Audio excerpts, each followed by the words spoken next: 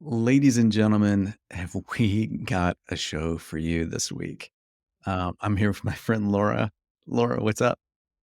What's up, Kevin? How are you doing? I'm good. I'm really looking forward to this one. Um, and we're just going to dive right in. Laura gave me a taste of it before we hit record. And here it is. This is going to be controversial. There is no such thing as free will. And go. Yeah. Um, so, dude, I'm gonna just go and we're gonna get into it and we'll have a nice long conversation. But here's the thing, right? It's a very controversial topic. I started studying it in graduate school when I was in philosophy graduate school. It's like, people are obsessed. Is the world predetermined? Do we have free will? Is there something in between? What does it all mean, right? And I remember in my 20s, early 20s when I was in grad school thinking, that's very confusing. I don't know that I get it. I don't know that I even care on some level, right? Um so anyways, now fast forward 52, been at this stuff for a long time and I'm in this Akashic Records stuff, right? And so the Akashic Record, again, just perspective to help frame this discussion is we have a soul plan. We decide what we want to do, who we want to do it with before we come here. And then we embody and we have this quote unquote free will. We have choice, right? And I say that to people before they do readings with me. The future is not determined. So I'm going to give you the highest probability towards an outcome. But, we all have choice. Okay, fine. So I don't know, I didn't think that hard about it, okay, but I learned this, truly through my own experience and with my twin flame, this is messed up. Like, this whole idea is not really free will in the end, in my opinion. So I'm gonna share a story to Okay. help illuminate, Now okay? lay it out. Alright. So this has to do with this twin flame, right? So, just again, quickly, these are terms that are based in the Akashic realm. I don't care if you believe them or not. You can reframe it in any way you want. This is just how I frame things these days. But a twin flame goes back to Plato's Symposium. It's the idea that we have one soul that's our energetic other half. Sometimes we meet them in lives, sometimes we don't. And they're fraught with friction because it's your mirror soul. So it mirrors back the most unhealed parts of you. So just imagine, for anybody who's been in a relationship, the moment that the person you're with triggers you in a way that you're like combustively upset, Yeah, yeah. this person has the ability to do that to me and I to her at a frequency that's just not sustainable. So twin flames break up and come back together. And the whole idea is that you are then forced into this healing because you can't avoid the discomfort. And the love is really strong. You want to come back together. So, anyways, that's all to say, here we were. We had another massive meltdown breakup, like one of the most, if I look at our story, it was the crescendo moment of break. So we were not in a good place. And I was like, I'm done, done. Okay. So here I am. And later when we spoke, because we just didn't communicate for a few months, it was terrible. She had the same experience. She was like, "Done." Asserting that free will, right? So from the what is planned in my life perspective, we made these soul contracts. We wanted to do something together. This relationship seemed like the Akashic realm and then just my life. It felt like there's this pull together. My intuition would also highly suggest to me that this is something that's meaningful. But the fighting was just a no go. So there was this moment like, I'm done, I'm done, I'm done, I'm done, right? So we break up and I'm trying to move on, but I get strep throat and then I get it again. And then, dude, I'm not a depressed person. Like, thank God. I can run a little anxious sometimes, but I don't really suffer with intermittent depression. I was so down. I mean, so down. I was like, oh, I just felt terrible. Got to a place where one day it was like an eat, pray, love moment. I was just like, fuck fucking spirituality, my job. I don't care anymore.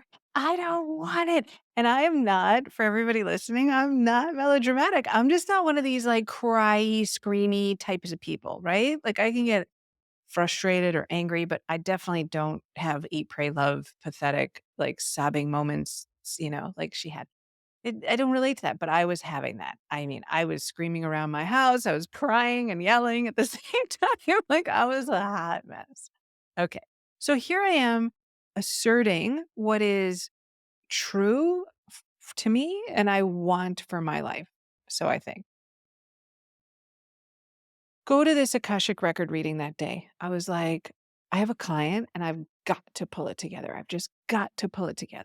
So I sit down and I suck up the ability to like compose myself and I think, okay, last reading of my life and I'm done. Like, and I didn't say it to be dramatic. I really felt like if this is what it takes to be in spirituality, I don't want it. Yeah, I I'm actually out. don't want it. So, and this, you guys have to understand there's been several years of us back and forth, and a lot had been asked of me to kind of step into more of myself through this relationship. And I was growing at a clip that was exhausting and not sustainable. So just to give some context to Kevin knows, but a couple years of my life where I'm like, I'm growing and I'm evolving, but it's at this sort of breakdown, breakthrough pace that I'm not okay with. So I was like, I want to be done with this free will. So this lady comes in and I'm doing a reading. I don't know this, but she's a medium. And she's like, you have a spirit there. And I'm thinking, I don't care. Did you not hear me, universe? I'm done. So I was like, trying to be polite. I'm like, thank you very much, but no, thank you. So she was very persistent afterwards. She was like, hey, your reading was so helpful. Let me bring Hoot through this spirit, you know. And I was like, oh my God, I'm done. So here I am saying I'm done. And this woman steps into my life that day, not only steps into my life, but she's a medium who's claiming there's some kind of spiritual message for me. I'm like, for God's sakes. So my free will is already falling apart. A, I'm depressed. B, I've got strep throat twice. C, this like mystical experience steps in. So I'm like, fine, what do you have to say? I'm just being nice in my mind to her. I have one really deep spiritual connection, and it's my grandmother, who passed when I was 10. And I never really like thought about spirituality most of my life, but I always felt her presence. It was something I couldn't really get away from. And I ran this little experiment when I was like 24 because I'd hear her in my head and I was like, this is ridiculous. I'm cracking up. There's no grandma here. And so it was raining on Friday on a busy street in Chicago. There's no parking. I had groceries and I was like, fine, if you're there, just get me a parking space. And I look and there's a spot right in front of my condo. And I was like, oh, and I went, if you're really there, then I'll never question again. And I was like, oh no. And so it became like a joke. My grandma gets me parking spaces. I taught my son and my brother's kids, call on Grandma Lillian for parking It spaces. always starts with parking spaces. So I'm like, this is the one connection. And so she says, your grandmother Lillian's here. And I'm like, of course. I was like, "What does she wanna say?" And she said she'd like to have a meeting with Jack. And I was like, "Oh my god," right? Oh my god. So here I am in my breakdown. I'm done with this. Here comes the one spiritual connection that's, like, most profound to me, and she'd like me to engage my twin flame who I'm not speaking to. I mean, is this like any form of reality, right? So I guess I could have just said no in that moment. And this is me getting to the idea of free will. So just bear with me for a moment. But I was like, fine, go ahead. And I let Jackie connect with the medium who instantly brought through things about Jackie that were unbelievable truths. Like Jackie has a tattoo on her back, and this woman knew about it in the first 10 seconds. So the thing that came to us was what does it mean to assert your free will? Because simultaneously, Jackie's life got really, really challenging. Like she's trying to move and the movers don't show up and the boxes are in the wrong place and like everything in her life is just fucking going wrong, right? And I'm having this experience. So we started talking about what it means to have free will. And when I go in the Akashic realm, right, you can't ask the question, what is the right path or the wrong path? Or should I break up with my husband or should I not break up with my husband? You can just say, for my highest good, what does breaking up look like versus not? Or what does this path look like versus not? And what they show you is one looks heavier and harder, and one looks lighter and easier. They're always like, you can do whatever you want, free will, right? And so, what, what I've come to realize, Kevin, through my own experience and from all these readings is that yes, yes, we have free will. Okay. But it's kind of like this. You set up a soul plan. You come here on a soul level. You are a spirit having a physical human experience, right? You are not a human having a spiritual experience. It's the other way around. And so you come here, you embody, and then you're like a mouse in a maze is the only way I can think about it. So you know how you put a mouse in a little maze and it's got all the little walls. Yeah, yeah. And so life is like you're this mouse in a maze where you're being taunted with little pieces of cheese or scared by big cats. To basically move through this inevitable maze that you set up that you want and your guides are basically the universe is basically conspiring to help you get to the outcome you wanted. And so can you have free will? Yes. What does it feel like? The mouse that gets no cheese that's confronted by walls and like cats that are going to eat them, right? And so as I assert my free will in the direction that's not actually authentic and true and what is for my highest good on a soul level, my life got increasingly more stressful and difficult and depressing and then mystical. These things start showing up, right? And I think had I said no to the medium, I would have probably struggled more, right? And so I I I put it together one day and I'm like, "Oh my god, this is what the Akashic realm keeps showing me." Like, "Yeah, of course you can stay with your husband. It feels pretty heavy, but if you wanna do that, go ahead." And so they don't tell you what to do because there's no getting it wrong and there's lessons in both paths. And we have multiple lives to get these lessons accomplished, and you wanted it, so they're not gonna shame you out of it. There's no shame on the other side. But, oh my god, what does that say about free will? If I assert myself, my life falls apart, gets heavy, feels like, sometimes in life, you're like, "Why is everything just not working? I tried to get this job, I tried this," and, like, it feels like nothing's going your way, and then there's other phases where it's like wind at my back, right? Yeah. Yeah, Yeah. so that's my view now of free will. It's like kinda like the mouse, I mean, it can run around, um, but ultimately, like, when it's hitting, like, the wall and being scared by the cat, it's probably gonna move its way even though it takes the longest route ever, or it can freak out and freeze when it sees the scary cat, right? Like, and by that I mean, right, like, when life is, like, really stressful, or you get, like you hit a wall and you just sort of sit there sometimes, but I don't know how much really free will there is if you want your life to feel good at all. Wow. That's a big statement, you know? Because we wanna be in such control. I mean, I've thought a lot about this and, um, so many of our responses are conditioned. I mean, they really are just a product of when, where, and to whom we were born. Like I grew up in the Midwest. I didn't grow up eating kimchi, I kinda like kimchi now, but, it's like you have this set of choices, set of options. It's like, grilled cheese and, you just don't even think about the other options that are available because you're so conditioned, like your tastes, your palate, like your preferences in life are all really conditioned, which automatically that right there begins to narrow your set of choices in life, right? So like free will on that front is just kind of a mirage. Um, so but I can imagine somebody still, listening to this saying, "Well, no, I can still do whatever I want today. Like I can still choose like how I think and what I do." So what do you say to somebody who says that? They're like I'm choosing to listen to this right now. Mhm.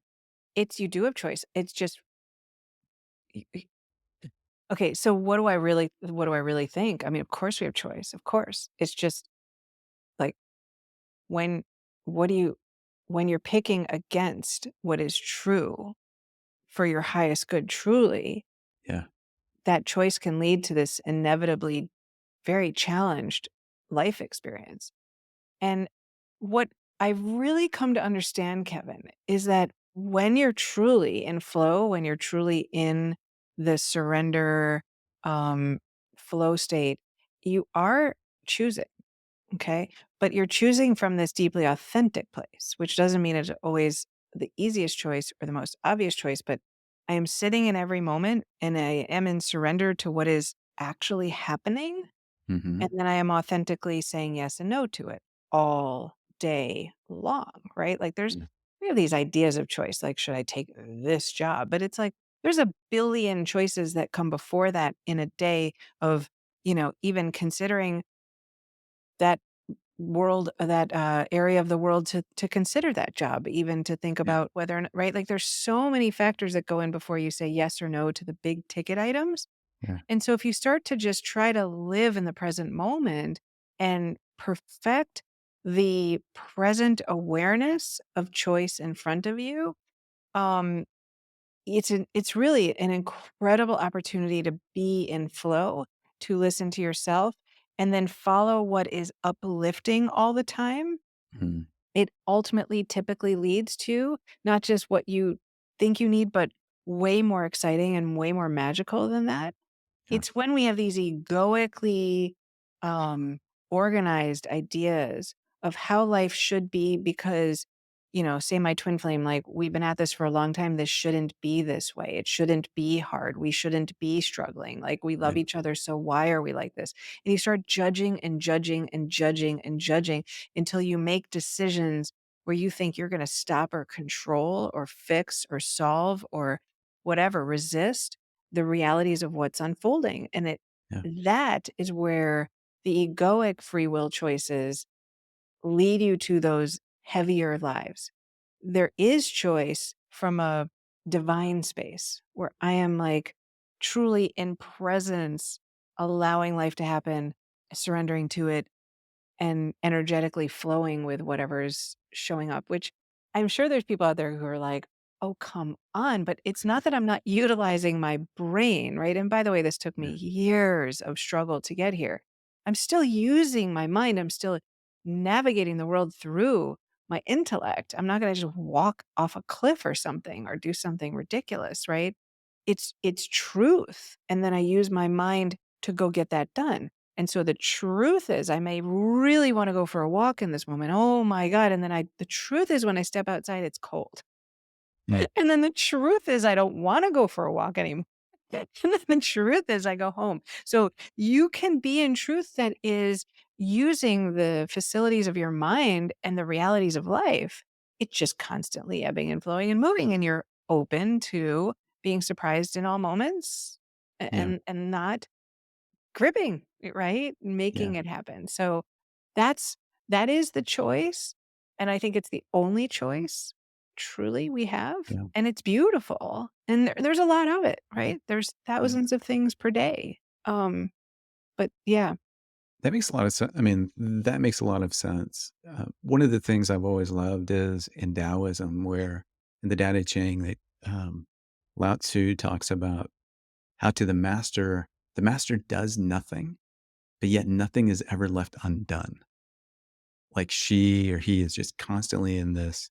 They're not fighting life. They're in total cooperation with reality. Like they're in alignment to it. And for me, that's always felt like the right the right way of looking at it is simply alignment. And the image I get is like, if you've ever had a bolt and a nut where the threads weren't quite aligned, and you can like crank that sucker on, like you can force it on, um, but you'll never get it off, or it'll be a pain in the ass to get it off, right? So it's not in alignment. And Right. so being in alignment is just like, effortlessly the threads fit, everything fits and locks together. But it's, like you said, it really is in the moment because nobody has control over their circumstances, what's happening to them, for them, even your thoughts and feelings. I mean, I'm, 47 and I'm beginning to wake up and like feeling aches in my body in places that never had aches before. Right? And so my set of options, like, begins to narrow a little bit, and somebody could say, "Well, you still have free will." It's like, "Yeah, I do, but my options are a little bit narrower, because of what life is bringing me." And then I can, in the moment, just be myself, you know? That's right, Kevin. It's like, what do I really think free will is? It's like microscopic yeses and nos as they appear. I mean, listen, you and I got on this podcast. How are we here? Well, we agreed to meet at a certain time. And then we both show up. So it doesn't mean that I'm not future planning. It just means that the reality is if I showed up and you weren't here and this software program didn't work, or so, right? Like, it's what it is, and then what? And then what? And then what? And then what? So, it's okay to project a fantasy out to the future. It's okay to organize my life around concepts and frameworks and things to make life works. It's essential. But then as things happen, the reality of life is happening now. So then what are you doing as you're presented by the reality versus this conditioned idea. So say you and I planned to meet and we got here and this actually has happened where one of us felt a little down or the other one felt a little sick and it's like, what do we do? Do we still want to do this? And it's okay to say no, but these conditioned ideas like we shouldn't and we're here and what's Kevin going to think and maybe he won't want to be my friend and what if we're behind in the podcast and oh my god, and it's like we do all this stuff and that's asserting like our egoic free will, our mind over the realities of life and it's not truth, right? It's not truth because the truth is sometimes you're not well and you're just better served to not be here and you can just drop all that, right? Um, so when it builds, right, and you get to these eat, pray, love moments and it's like, oh no, no, no, no, no, no, no, no, no, no, no, no, no. My life, this is not what I want, but it's not coming from a truthful place. Like sometimes we get to these like when you're in a no and it's truthful, it's calm, it's quiet, it's, like, still, right? When it's coming from ego, it's like, "Rah," like, you just Yeah. it's Oh, like yeah. temper tantrums, right? Yeah. So this touches on something that, I mean, I struggled with a few years ago. I heard this guy say, "Look, the the best way, the highest way to live your life is to love and then just do what you will. Like follow your desires, follow the energy That's of your right. desires, because that is pointing toward magnetic north for your That's right. life, right?" That's it. That's And it. and so but I heard that and I was like, "So does that mean that, no matter what I want, I should go do it?" And, it just felt like very, like, Mm, hedonistic, is like, just follow your desires, and that's what your will is, it's your desires, and then when I started trying it, I found I found truth in it, that, "Oh, wow, that's true," because I'm never not doing that. I'm always doing what I want. It's just what right. I want is often just the default mode of my conditioning. Kevin, It's here's the, like, slippery part, okay? Now I got lost in this for years of my life, but the distinction between pleasure and what I want, right? Yes. And so when you get straight, like I'm chasing pleasure because I'm actually so fundamentally unhappy because I'm never actually doing what I want. So now I have to like grasp onto every moment that's like a cocktail and a vacation and a party and a something because I'm just desperately freaking unhappy, or I'm resisting a bunch of things because I'm desperately unhappy. So it's feeding the deepest parts of who we are and what we want. And when you start to feed that, right? First you have to know it. You have to let go and figure out who you are. And then what what brings you alive? What is it that you wake up to that feels exciting? You know, I look at my days and my weeks and I'm like, oh my God, I just want to do everything that I'm doing. You know, like everything. I look at everything on my calendar and I'm like, that's awesome. You know, I mean, I don't love every admin task or something, but I am doing what I wanna be doing, and so I don't need so many pleasure points, and I can kinda handle more painful things because 'cause I'm overwhelmingly, like, feeding the depths of what's true, and that's where I think people lose I lost, years of my life because it's hard to get off the grasping pleasure, chasing resisting pain cycle if you don't know how to authentically ask, what do I love? And not feel guilty about just being that or feel like it's not good enough, right? Like, I'm a philosopher at heart and I got teased for that. It's like, oh, does the tree fall in the forest? Rah, rah, rah. And it's like, it didn't feel like a real job. It didn't feel like a real thing. Like, people made me feel like it was what I heard consistently since I was 18 and decided to study it in college was, what are you gonna do with that? What are you gonna do with that? What do you what? What? Right? It's just these looks and these faces like, what are you talking about? You know, "Oh, who studies philosophy?" And so that gets embodied and you start to question what brings you alive. I'm gay, right? Like, oh my God, the amount of negativity about what that might mean about who I am and whether that's true for me. I used to have to field a question at least a few times a week of, "How did I know?" and, "Are you sure you are?" and, "What are you talking about? You dated men for a while." And I'm like, "Oh," right? And so when you don't feel you have a right to be yourself without some shame or people acting as if there's, something inherently broken, it gets hard. It gets really hard. So then you skip it. You move into things that please other people and look good and, Yeah, and that never ends well either, because no. you only end up, living somebody else's idea of what they think your life should be, and it just never works, No. you know? We have an entire society built on that. Yes, society, relationships, the cultural norms. And then people are guilty because they're like, "Well, what's wrong with me that I'm not finding the happiness within myself?" Right. And so then you have these freak out moments like I had, which is like the midlife crisis, right? Which people can have many times in a day, in a week, or just an absolute, breakdown in their life. And sometimes the breakdown, breakthrough can be beautiful and Yeah, not a crisis. I like to say midlife.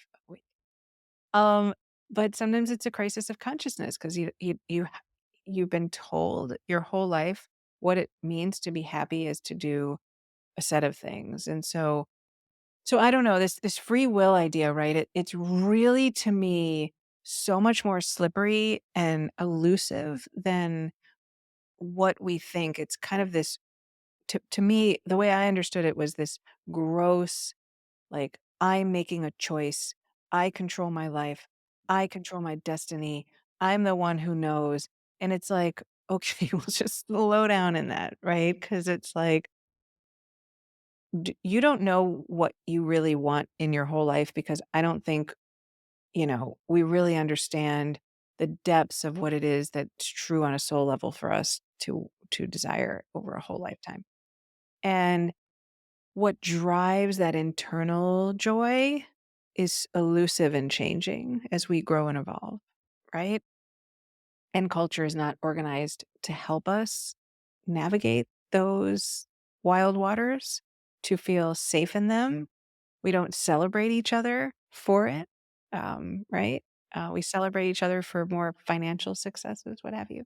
So, so I think the free will thing is truly saying yes and no to what is stirring your soul towards its own destiny. Um, when you're using it in its truest form, right? Yes and no, yes and no, yes and no. For me, that's a no. For me, that's a yes. All day throughout your days, right? And it's not the ego. It's not necessary. Yeah. And 2 questions have been most helpful for me in this process. I mean, one is, what do I want? And that's what you're talking about. It's like on a soul level, a deeper level. But the second question helps shine the light on that. And that is, why do I want this? Why do I Mhm. want what I want? And, I began to see that, okay, a lot of things I used to want because that's what I was told to want. This is what success is, et cetera. But then when I really started looking at, oh, well, this just brings me joy, or this is a great challenge that I want to give myself. And you really begin to investigate why you want what you want. You really will begin to see like how conditioned you are, and you can pick through it, tease it apart, and decide, like really begin to decide what is in alignment with your deepest self, right? Your true nature. And that's where freedom is. Yeah, and it's disturbing Oh, because yeah. as you live in these little micro free will choices, right? Aligned to your deepest self, you got to trust. You got to trust, right? You got to trust in yourself, in that knowing of who you are and what you want, and that knowing who you are and what you want is really elusive and it's like really not very tangible. Um, and you have to let the magical uh, realities of life unfold in front of you, which is something if you had said that sentence to me 5 years ago, I would have vomited on the floor and been like, "You to be kidding me? Like, I am in control of my destiny. There's no unfolding. There's no like, what are you talking about? I make things happen, and I can make things happen. I am very good at that. But um, making things happen against the current of what is true, right? Just watch what happens, right? Your life just takes on this really heavy there's a difference between struggle like, I work a lot now, and I'm tired a lot, and I'm, like, busy a lot, but I'm not heavy. I don't feel that that that it's a feeling, right? It's like a weighed down feeling, and, so it's not like, oh, when you're in, your flow state, you feel nothing but, like, giggles in the middle of a sun patch, right? It's like I mean, it's tiresome and difficult sometimes, and sometimes even really troubling, like, I had somebody work for me who was terrible, and I had to fire and was just a terrible person. It was awful, and it was stressful, but it's like, I don't feel that heaviness to my life as opposed to that moment, right, where I was like, "I am taking control of my life, and I am the master of my destiny, like, fuck this, like, this is done," And it was like that kind of relationship to life, right? That kind of violence almost, I would say, when we try to, like, control it because it's so uncomfortable to us, it doesn't work, It didn't work for either of us, so Yeah. yeah. It's never worked for anybody. And anybody who tells you otherwise is selling you something. Mhm. Go the other way. Yeah. Well, Yeah. I told everybody this was controversial, and it still is, and I imagine we'll get emails and comments and questions about it, but, as with all of the things we talk about, go find out for yourself, Don't take our word for it. Put these things to the test and, see what is true. So, Yeah. Laura, thanks for this, deep dive into free will. I We will probably have to do another one about this. I'm all in. I love All it. right. Well, we will see everybody next time. Until then, much love and peace. Thank you, Kevin.